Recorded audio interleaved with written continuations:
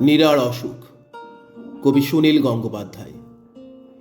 নীরার অসুখ হলে কলকাতায় সবাই বড় দুঃখে থাকে।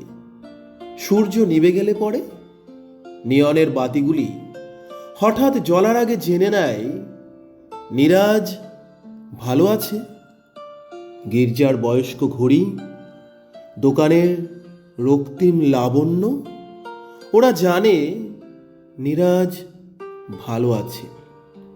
অফিস, সিনেমা, পার্কে লক্ষ লক্ষ মানুষের মুখে মুখে রটে যায় নীরার খবর। বকুলমালার তীব্র গন্ধ এসে বলে দেয় নীরাজ খুশি।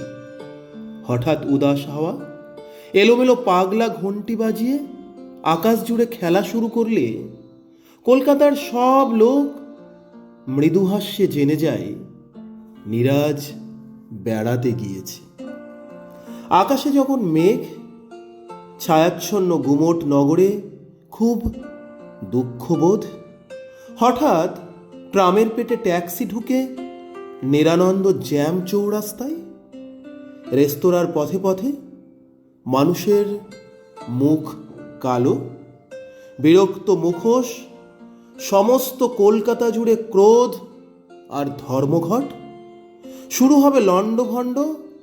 টেলিফোনে, পোস্ট অফিসে আগুন জ্বালিয়ে যে যার নিজস্ব হৃৎস্পন্দনও হরতাল জানাবে।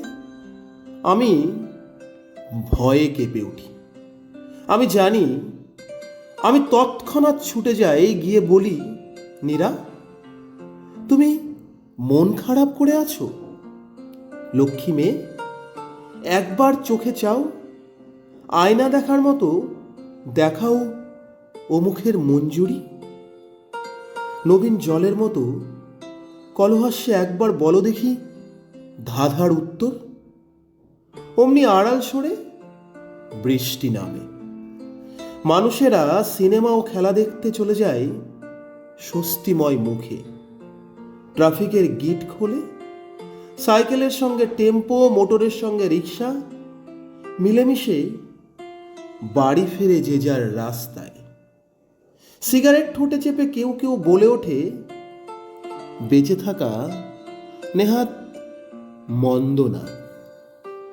ধন্যবাদ।